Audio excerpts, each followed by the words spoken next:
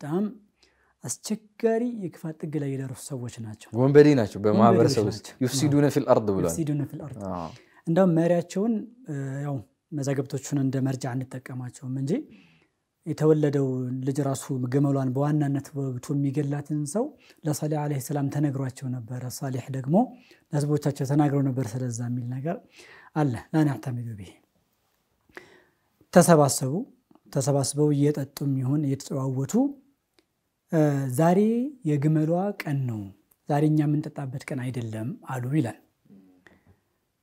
እዛ ቁዳር ኢብኑ ሳሊፍ የሚባለው ሰው ምን አለ إلى متى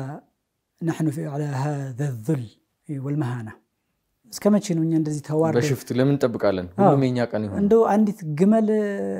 እኛን ተራት አስገባን ያላህ ግመል ተብላ ምን ማለት ነው ሰውየውንም እንደምታውቁት ነው ነብይ ነኝ ይያለ ሁሌም ስንት ዘመን ያወራን ያለው እኛ ደግሞ እንዴት ግመል ጋር ሽፍት እናደርጋለን በነገራችን ላይ ቀድም አነሳዋለሁ ይልኩኝ ራስቼ ነበር አንደኛውን ቀን እነሱ ሂደው ማያጠጡበት የማይጠጡበት ቀን ላይ የሷን ወተት እንዲጠጡ ተደርገው ነበር የረሳናት ነጥባለ እነሱ ኸይር አላጡም ነበር አንድ ቀን ውሃ ይጠጡ ነበር በሁለተኛው ቀን ደግሞ ወተት ነበር የሚጠጡት ያንንም አስተባብለው ነው እዛ ከተሰባሰቡት ውስጥ ግማሾቹ እንግደላሽ በሚለው ሐሳብ ሳይስማሙ እየፈሩ ተበተኑ 9 ብቻ ቀሩ 9 ግን አድማ አደረጉ መግደል አለብን ተስማሙ በዚህ ማለት ነው ደግሞ ቁርአኑ ባላህ ነው የሚለው ተቃሰሙ ቢላሂ ባላህ ሙሽሪኮች ናቸው ጣውታትን ከአላህ ጋር ልክ እንደ አረብ ሙሽሪኮች እኮ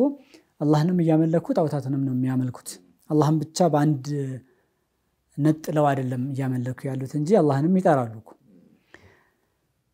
እነዚህ ወሬያቸው ውስጥ አንዷ ሴት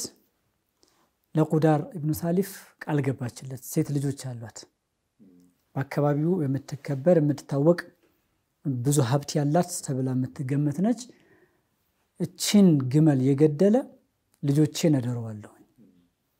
በርካታ ገንዘቦችንም መሰጠዋለሁ ብላ አበረታታቻቸው ሄዱ ወንዝ እየጠጣች አገኙት ቁርአኑ እንደገለጸው በምን መንገድ እንደገደሏት ተንባይልን فعقروها ወጓት መወጋቷን ጠቅሷል ከወጓት በኋላ ቀደም እንዳነሳው فاتنا بما تعيدنا ان كنت من المرسلين ከመልእክተኞቹ ከሆንክ አሁን ገመሏንም ገለናል ያንተ ነብይነትንም ክደናል እስኪ ይመጣል ቅጣት እያልክ ተስፈራራን ነበር ይምጣ አሉ